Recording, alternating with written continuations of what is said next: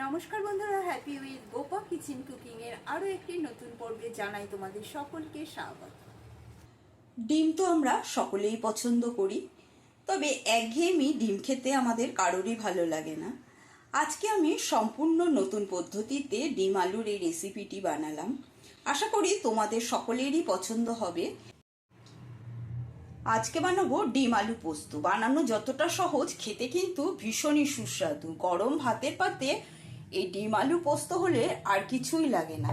তার জন্য আমি এখানে ডিম মেকারে 6টা ডিম প্রথমে সেদ্ধ করে নিয়েছি, আর নিয়েছি এখানে বড় সাইজের 2টো আলু ডুমো ডুমো করে কেটে নিয়েছি। এবারে সেদ্ধ করা ডিমগুলোর খোসাটা ছাড়িয়ে নেব।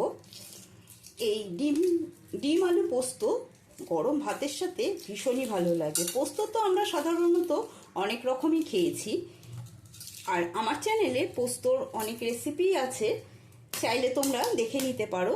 তবে এই ডিম আলু পোস্তর রেসিপিটি ফলো করো, ভীষণই সুস্বাদু একটি রেসিপি, আর খুবই সহজ পদ্ধতিতে তাড়াতাড়িও হয়ে যায়। একটা কড়াই বসিয়েছি, কড়াইয়ের মধ্যে দিয়ে দিচ্ছি সর্ষের তেল। রান্নাটা সম্পূর্ণটাই সর্ষের তেলেই করব। সর্ষের তেলটা গরম হয়ে গেছে, এবার এই তেলের মধ্যে দিয়ে দিলাম কিছুটা লবণ। এইবারে ডিমগুলো নিয়ে একটা কাঁটা চামচের সাহায্যে একটু ফুটো ফুটো করে দেব, যাতে ডিমের মধ্যে তেল মশলা ভালো করে ঢুকে যায়। সমস্ত ডিমগুলো ফুটো ফুটো করে নিয়েছি, এবার ডিমগুলো ভেজে নেব। সমস্ত ডিমগুলো হালকা করে ভেজে নেওয়া হয়ে গেছে, এবারে তুলে নেব। এবারে ওই তেলের মধ্যেই দিয়ে দেবো কেটে রাখা আলুগুলো। সমস্ত আলুগুলো দিয়ে আলুর মধ্যে সামান্য হলুদ গুঁড়ো আর লবণ দিয়ে আলুটাও ভেজে নেব। আলুগুলো ভেজে নেওয়া হয়ে গেছে, এবার আলুগুলো তুলে নেব। আলুগুলো তুলে নেওয়ার পরে ওই তেলের মধ্যে দিয়ে দিচ্ছি পেঁয়াজ কুচি। এখানে 2টো মাঝারি সাইজের পেঁয়াজ কুচি করে নিয়েছি। পেঁয়াজ কুচিটা লাল করে ভেজে নেব। তার আগে পেঁয়াজটা নরম হওয়ার জন্য দিয়ে দিচ্ছি লবণ। লবণ দিয়ে পেঁয়াজটা ভেজে নিলে পেঁয়াজটা তাড়াতাড়ি নরম হয়ে যায়। এখানে একটা মিক্সার জার নিয়েছি, এবার মিক্সার জারের মধ্যে দিয়ে দেবো পোস্ত। যেহেতু ডিম আলু পোস্তটা আমি করব, সেই জন্য পোস্তর পরিমাণটা একটু বেশিই দেব। 2 চামচ 3 চামচ পোস্ত আমি এখানে ব্যবহার করলাম। তোমরা তোমাদের ডিম আলুর পরিমাণ বুঝে পোস্তটা ব্যবহার করবে। এবারে পোস্তটা আমি শুকনো প্রথমে ঘুরিয়ে নেব। পোস্ত গুঁড়ো করে নেওয়া হয়ে গেছে। এবারে এর মধ্যে দিয়ে দেব আমি 6-7টা কাঁচা লঙ্কা। ঝালের পরিমাণটা তোমরা নিজেরা বুঝে ব্যবহার করবে, কে কীরকম ঝাল পছন্দ করো। তবে একটু পোস্ততে আমার আবার ঝাল ঝাল খেতে বেশি ভালো লাগে, সেই জন্য লঙ্কার পরিমাণটা একটু বেশি দিলাম। আর দিয়ে দিলাম সামান্য জল, আর দিয়ে দেবো কিছুটা ভাজা পেঁয়াজ আমি তুলে নিলাম। হালকা করে ভেজে রাখা পেঁয়াজ দিয়ে দিলাম, দিয়ে এবার এটা মিহি পেস্ট বানিয়ে নেব। পোস্ত কাঁচা লঙ্কার পেঁয়াজের পেস্ট হয়ে গেছে।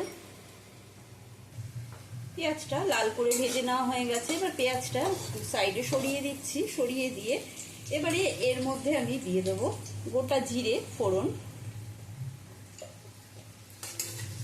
আমি এই রান্নাটায় কোনো আদা রসুনের ব্যবহার করছি না, তোমরা চাইলে আদা রসুনের ব্যবহার করতে পারো।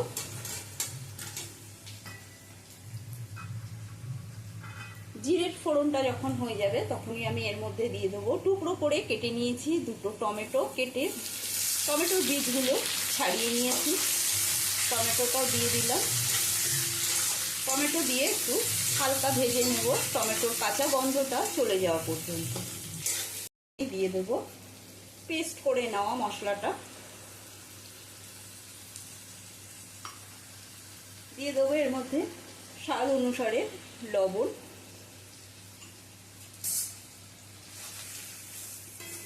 এবারে পোস্তটা ভালো করে একটু কষিয়ে নেব।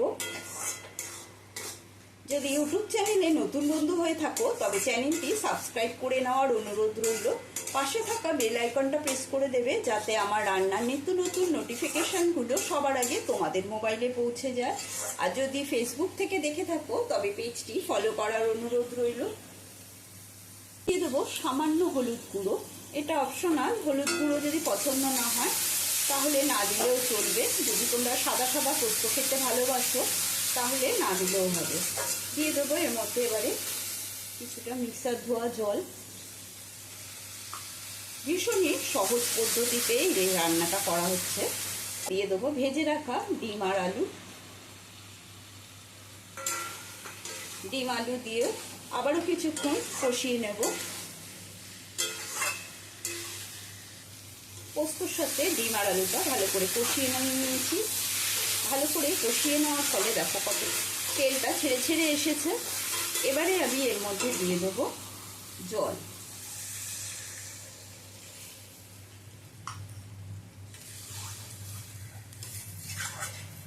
জলটা দিয়ে মশলাটা ভালো করে মিশিয়ে নেব। এবারে দিয়ে দেবো এর মধ্যে একটা কাঁচা লঙ্কা আর ঢাকাটা বন্ধ করে দেবো। গ্যাসের স্টিমটা লো টু মিডিয়ামে রেখেছি, আলুটা যাতে আরেকটু সেদ্ধ হয়। মিনিট 3-4 বাদে ঢাকাটা সরিয়ে নিচ্ছি। আহা, কি সুন্দর গন্ধ বেরিয়েছে, ভীষণই ভালো গন্ধ বেরিয়েছে। একটু নেড়ে চেড়ে নিলাম। এবারে ওপর থেকে দিয়ে দেবো আমি কাঁচা সর্ষের তেল। কাঁচা সর্ষের তেল দিয়ে আবারও কিছুক্ষণের জন্য ঢাকা বন্ধ করে গ্যাসের স্টিমটা বন্ধ করে দিলাম। একটু খানিকক্ষণ স্ট্যান্ডিং টাইমে রেখে দিলাম। এবারে ঢাকাটা সরিয়ে নিচ্ছি।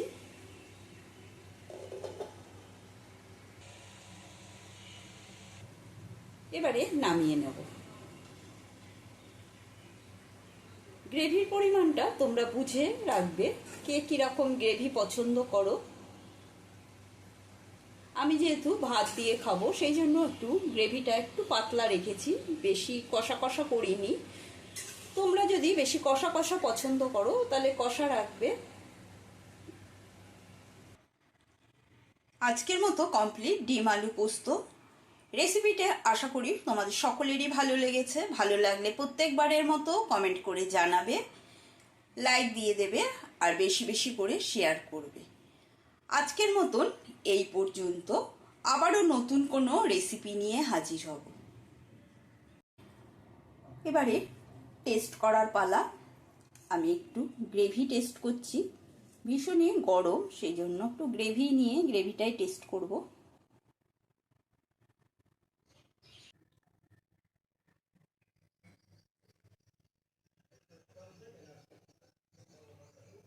ভীষণ ভালো হয়েছে, গরম ভাতের সাথে অপূর্ব লাগবে।